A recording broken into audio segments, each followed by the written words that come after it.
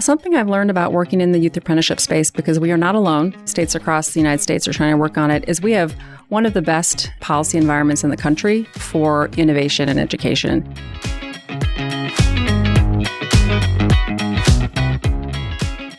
Welcome to Off the Record, a podcast featuring leaders on IBJ Media's Indiana 250 list. I'm Nate Feltman, CEO of IBJ Media, which publishes the Indiana 250, a list of the most influential business people in the state.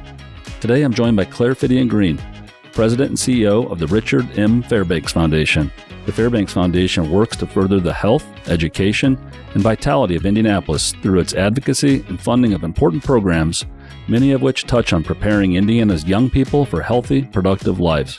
Claire is now in her 9th year leading the Fairbanks Foundation, following her time with Eli Lilly as a senior financial analyst and then in the nonprofit world, working as a grants officer and eventually president of the Mind Trust before joining the Fairbanks Foundation.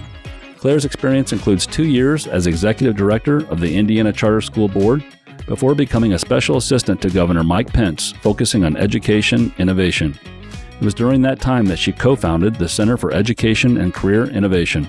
Claire's interest in education reform is a good fit for the Fairbanks Foundation, where she has focused on several initiatives that we'll talk about just in a few minutes. Claire holds a Bachelor of Arts degree from Brown University and an MBA from Columbia University.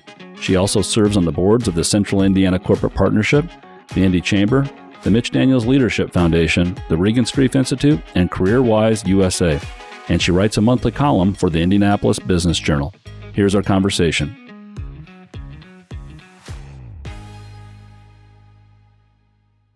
Claire, welcome to the Indiana 250 podcast. Thanks, Nate. Great to be here.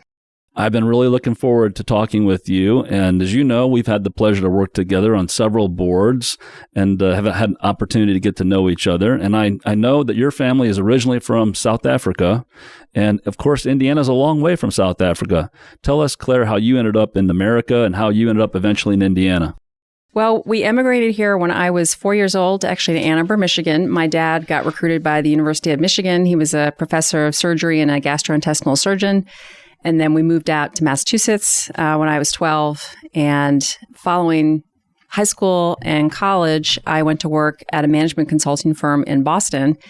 And my future husband went to work there as well. It was called Integral Incorporated. And that's where we met.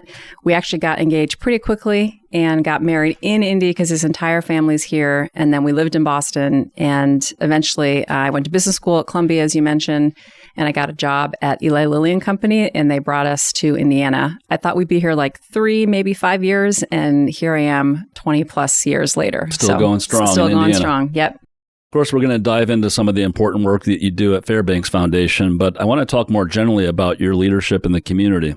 You're definitely one of the more engaged leaders that I know, and I know that when you commit to serve on the board that you are all in. I've seen that working together with you on the Indy Chamber Board, the Mitch Daniels Leadership Foundation Board, and the Indiana Economic Club Board. Tell me about your philosophy on serving and committing to an organization once you say yes. Yeah, well, you're very kind because there's lots of committed people, including yourself, Nate. But when I sign up for something, I only do it because I really care about the organization, believe in their mission and the work that they do. And I want to do the best that I can to show up and be a present and active member of that board through the board, through committee, however I can help that organization succeed.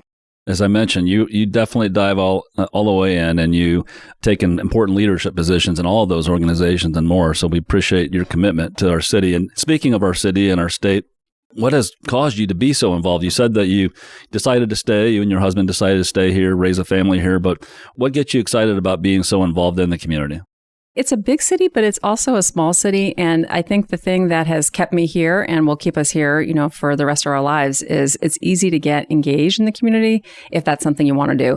I've also had a really interesting career. I've done a lot of different things, and that has been, I think, unique about the city. I've been able to jump from sector to sector and try different things and try to make an impact where I've worked. And so I think I'm very committed to my career. So being able to have a great career and then also be involved in the community. And I also have 2 wonderful children, and it's a great place to raise a family. So it was an easy choice after I let go of the mental image I had of only 3 years in Indianapolis. It was an easy choice to be here. Well, as you mentioned, you have had a really diverse career, including stints in corporate world, the nonprofit, and the government sector. And that's the one I want to talk just for a minute about, the government experience that you had working with former Governor Mike Pence. Your title was Special Assistant to the Governor for Education Innovation. Tell us a little bit about that role and what you learned in that role.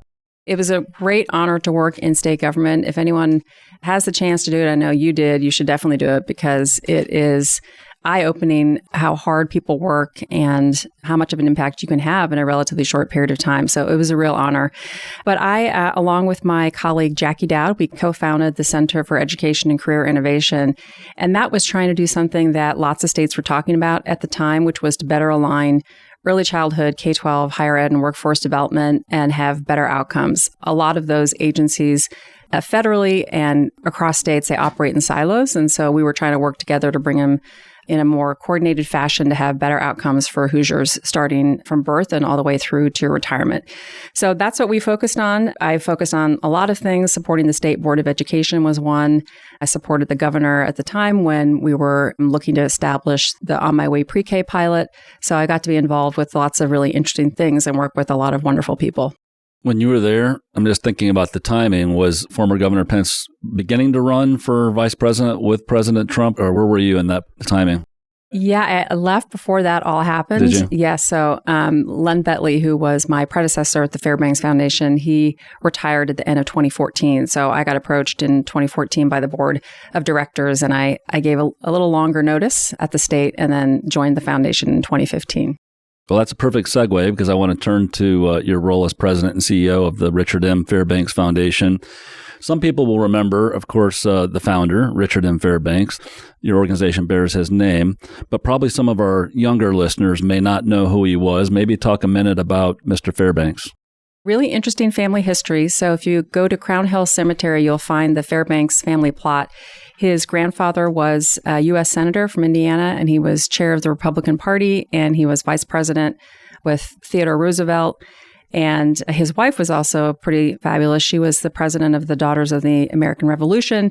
And he was actually raised by his grandparents after the death of his mother when he was pretty young. So he was very close to them. But he came back after the war, and he negotiated the sale of the Indianapolis News to the Indianapolis Star. And then he actually bought WIBC, and then he got into radio and then cable. So he established a very successful communications company.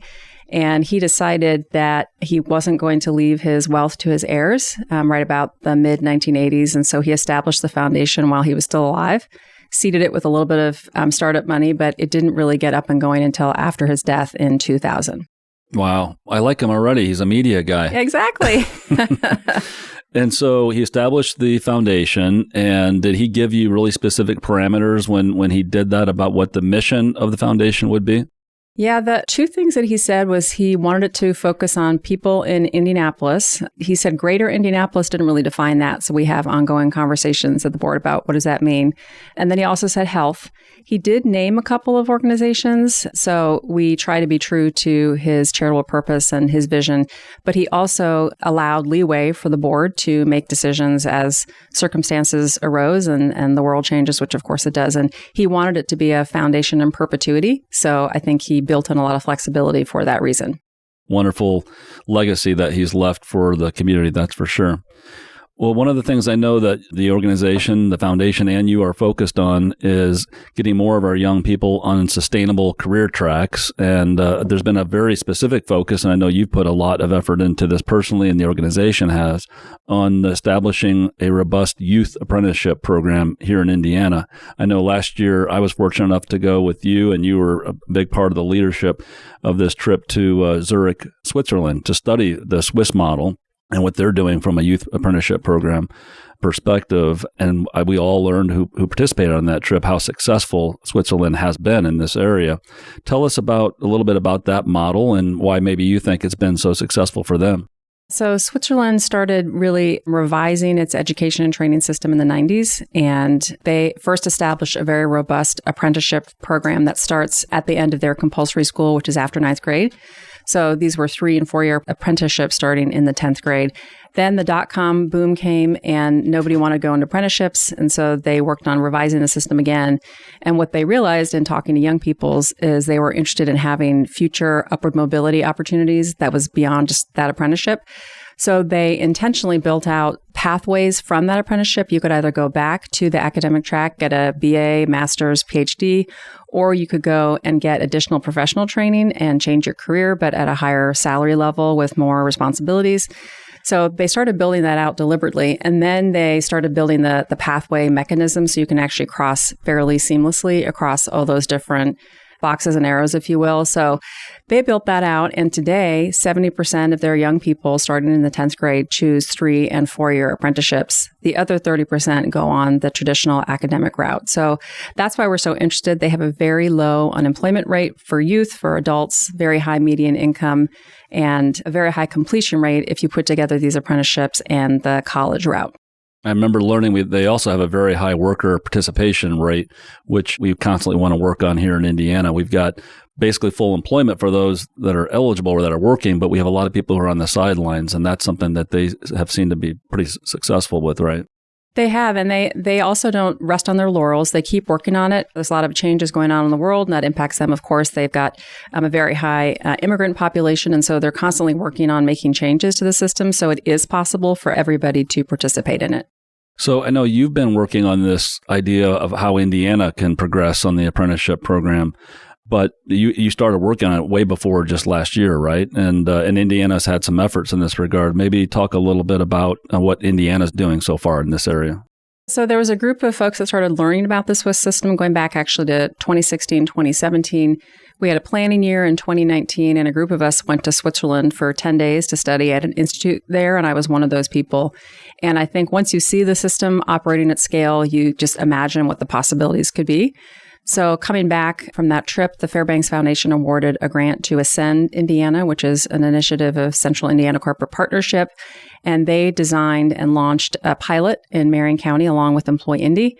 And then they also created a statewide community of practice that's received national philanthropic support. And through that, they've been able to seed other pilot programs across the state. So that work's been underway really since 2019, even through the pandemic. And today we have over 400 apprentices, 50 employers, 30 school partners in many sectors. But I think we haven't yet done a deep dive by sector, and that's what we're trying to work on now, to try to go from a program serving 400 students to a statewide system serving tens of thousands of students and hundreds of employers and hundreds of school systems. So one of the things that I learned, and that maybe a lot of our listeners sometimes misunderstand a little bit, is that apprenticeship isn't just for the trades. Sometimes when you think of apprenticeship, you think of certain trades, welding, or lots of different others. But this is across sectors, right? This is healthcare, this is the financial sector, and even manufacturing, right? That's right. It's their entire economy. And apprenticeship, the best way to think about it, I would say, disassociate what you think about apprenticeship.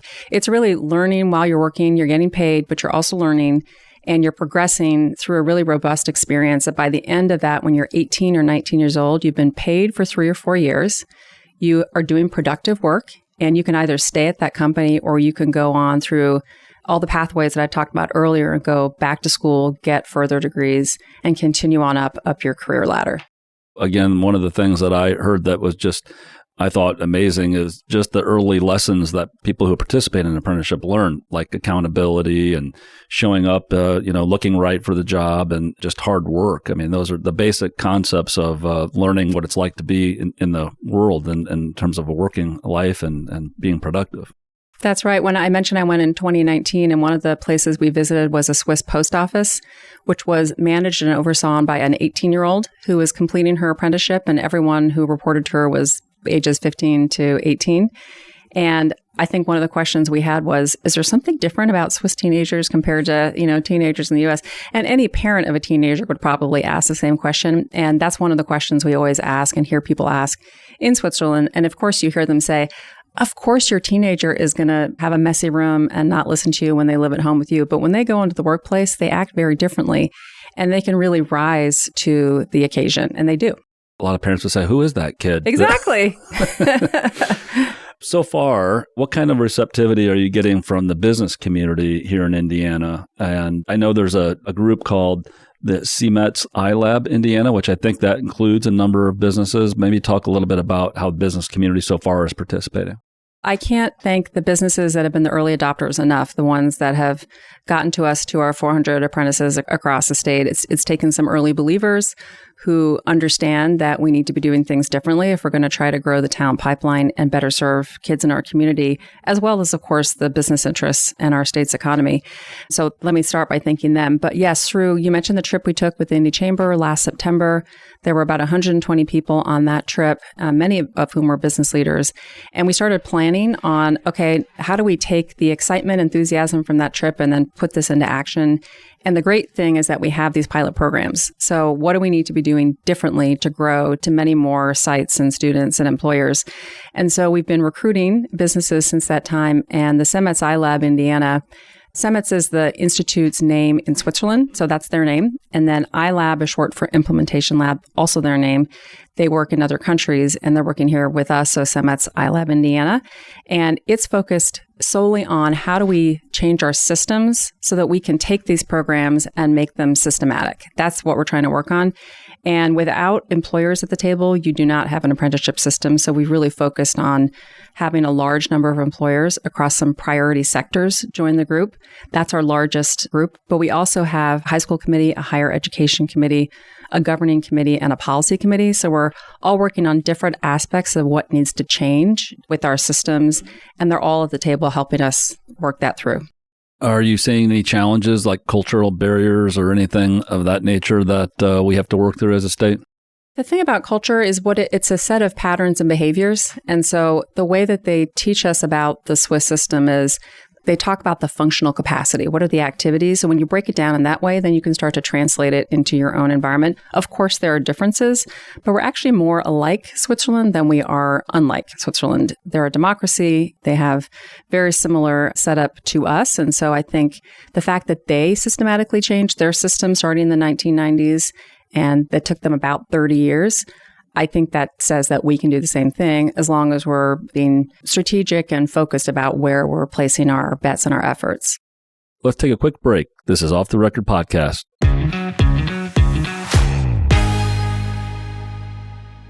Get caught up on the state's top business news every business day with the Inside Indiana Business Radio On Demand podcast. Available now at InsideIndianaBusiness.com, Apple Podcasts, Spotify, or wherever you get your podcasts. Welcome back to Off the Record Podcast. I'm Nate Feltman, CEO of IBJ Media, and I'm talking with Claire Fiddian-Green, President and CEO of the Richard M. Fairbanks Foundation. Thinking about the legislature and what role they might play, I know on the trip to Switzerland last year, there were a number of leaders and from the legislature that attended, so they're learning along with you in the business community. And I know in 2023, the legislature passed what are called career scholarship accounts, which I believe is $5,000 that students can use to further their efforts working as an apprentice and other work-based learning. Is there other legislation that you think might be necessary to further Indiana's efforts on this front? Something I've learned about working in the youth apprenticeship space, because we are not alone, states across the United States are trying to work on it, is we have one of the best policy environments in the country for innovation and education. And that's because of what's been happening with the legislature through various administrations over many years. I mentioned when I worked for in-state government, that was a topic then of how do we do a better job, have better outcomes. So I think we've made changes over the years that have created an environment that allows for innovation, allows for some of these changes. And I think there's broad recognition of the need that we need to be doing things differently. So I feel very lucky about the policy environment where we're in. I think what we've concluded so far is that we need to really help businesses take a leading role. And so that is action that the private sector can take. And that's where we're focused right now for CEMETS iLab Indiana. So I want to turn a little bit to the number of Hoosiers going to college. And we've all seen that the college enrollment rates for Hoosiers have been dropping. I think it was 65% of kids would go to college 10 years ago. And today it's closer to 53% if my numbers are still accurate. And it's predicted by the year 2031 that more than 70% of the jobs are going to require some form of higher education, schooling after high school. I think you're doing some work on that at Fairbanks, but that's a troubling trend. What can we do? And maybe what is the foundation doing to help address? Your numbers are right, and it is very troubling. And not only that, that's just the enrollment rate. We have even fewer who make it through. In fact, I shared with you the numbers for Switzerland. 30% of their young people go on and get a college degree. That's actually very similar to Indiana and the rest of our country. Although 53% of students enroll in college, and it used to be higher than that, only about 25 to 30% actually make it through with a 2 or 4 year degree 7 years after graduating from high school. So we need to do a better job getting students prepared for and enrolling in and making it through all the way to get their degree. So the Fairbanks Foundation launched an initiative last year that we call College Matters, because it does matter. And it's really intentional support for Marion County public high schools and then some community organizations and the Indiana Commission for Higher Education to provide some short-term supports while we're navigating through a lot of the policy changes that were enacted by the Indiana General Assembly, one of which is the mandatory FAFSA completion. And that's the form every student has to complete to qualify for financial aid and loans and scholarships. In addition, we have launched a second phase of College Matters where we are providing technical assistance from a national expert, Mathematica, coming alongside 6 high schools to have them reimagine how they engage young people in middle school and high school around preparing for college and then making sure they're actually prepared academically and have taken all the necessary steps to apply to a college that is the right fit for them and where they're going to succeed. So we're hopeful that we, along with many others, are working to reverse that trend that you mentioned. And I think we need to get closer to more like 40% if we can. We're never going to get to 100%. That's just not realistic. But if we need to get higher than that 30% completion rate that I mentioned to you. I want to talk for a minute about the health of Hoosiers and especially young people's health. And we know, of course, in Indiana, we have issues on that front, substance abuse, and talking a little bit about the worker participation rate. Certainly, these types of things get in the way of kids and eventually adults working. I believe the foundation, the Fairbanks Foundation, has some programs, and you've spent some time and effort on trying to address this particular issue. Can you talk a little bit about that? Yeah, so we first started focusing on the opioid crisis back in 2016. And the first thing we did was just commission a study to make sure we understood what the issues were. There was a lot of activity happening at the state level, at the federal level, to try to decrease the number of prescriptions for opioids, and then some other efforts. And as we did a landscape scan, we realized there was a lot of focus on how do we help people that are already struggling with addiction to opioids, but there was not very much happening around prevention. And of course, it's a lot easier to help someone stop or never use an opioid in the first place than somebody who is struggling with substance use disorder, they're addicted, try to help them get into treatment and stay in treatment. So we, again, did some research nationally to see what were best practices, and we identified some proven prevention programs that actually are K-12, and of course, they're age appropriate and grade appropriate. And we launched a grant application opportunity for Marion County K-12 schools to apply for that funding, and almost every school did apply and receive funding from us. So that was a 4-year initiative to help schools select the right curriculum for their school and the grade levels that they serve, and then successfully implement those programs and then come up with sustainability plans for how they can sustain them after the grant was over. Are we seeing improvement in Indiana? Yeah, we did an initial evaluation. Of course, it's still early on, and so it's hard to track those outcomes, but it does appear as if the programs have been implemented with fidelity, and we're hopeful that there will be long-term impact. And there was some new national data just released that Indiana is actually seeing improvements in the rates of opioid use disorder and substance use disorder. Good. I want to turn to mentoring and talk a little bit about who maybe have been mentors of yours. You mentioned already Leonard Bentley, who helped establish the foundation, and know is somebody that you look fondly at him and his work. Tell us a little bit about who your mentors are, and if he was one, maybe a little more detail about him and others that might have impacted your life. So Len was definitely a huge influence on me. And not only did he offer me a job, but I also learned a lot just by observing his leadership style. He was definitely a humble leader from behind the scenes. One of the smartest people I've ever met. He read everything and he followed everything really closely. He was a deep thinker. So I admired him a lot. And I think he was very strategic when he led the foundation with the kinds of grants that the foundation made.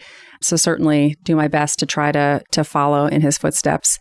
I'm lucky I've had many mentors. I'm sure I would forget somebody if I tried to list them all. But so when I worked at Eli Lilly, I had a boss, Barb Bodum, who was wonderful. And gosh, every place I worked. And then, of course, in state government, when you work for governors and you see the kind of example that they set and the hours that they work and the things that they're trying to do, there's a lot of people to admire in state government. So I feel very lucky. I've had mentors throughout my career in all the sectors where I've worked. I wanted to shift to the last question I have for you is work-life balance. I read, I think in the IBJ, a quote that you mentioned where you were talking about achieving balance is recognizing that balance doesn't necessarily happen on a daily basis, which I thought, yeah, she's right. So talk a little bit about your philosophy on work-life balance. I think especially for people starting out in their career, I think you have to put in your time. When you're starting out, you're still learning when you first start in your career. And so you've got to put more effort into it, just like you're studying in school, before you start to deliver value to the place where you're working. So when I think about work-life balance, I think about it in an arc over time. There are times when you're going to be really busy and you're going to have to work very hard. And other times when there's more time to relax. And so if you think about it that way, then you feel maybe less resentful if you're in a busy period where you're working constantly. And you have to be your own best advocate and just take a look at what's happening in your own personal life, of course, your health, what's going on with your family, and make the right decisions for yourself. But I think if you think over a longer period of time, I'm really busy now, but that's not always going to be the case. That's how I've tried to approach work-life balance. Those of us that are out there trying to find that balance, it seems like the years when you're having kids and raising kids are the busiest, though. That's the tough part, isn't it? That is very true. I will say when I work in state government, my husband actually reduced his hours. And so sometimes finding work-life balance is not you personally, it's the other person in your life. And, if you're working together as a unit, trying to think about what's best for your family. And that was a decision we made at that time. So it doesn't have to necessarily be you. It could be the other people in your life. Really good point. Well, Claire, we've made it to Off the Record Speed Round, where I give you some questions and you try to give me quick answers. You ready to go? I'm ready. Okay. Your favorite movie? English Patient. Your favorite place to vacation? South Africa. Favorite musical artist? Adele. What is the first thing you do in the morning? I do the spelling bee in the New York Times and drink some coffee. Title of the last book you read? Anne Frank, Diary of a Young Girl. What food can you not live without? Chocolate. Your favorite sport? CrossFit. Best advice you ever received? Focus on what you can control and don't worry about the rest. By the way, that was my mother's advice to me. So we got the same advice and it works, right? Advice for a young person who wants to become a leader. When you think about leaders that I admire, I think that they have chosen something where they're really passionate about it. So the work is actually enjoyable to them. And they also focus not only on their own career, but they are very much focused on the careers of others around them and helping support them be successful. And they're also thinking about how they can make an impact and improve the lives of people in their community or communities. So I would say for a young person starting out, first of all, do a great job with the job for which you're hired. Then raise your hand and ask for stretch opportunities. See how else you can contribute to that organization or somewhere else in the community.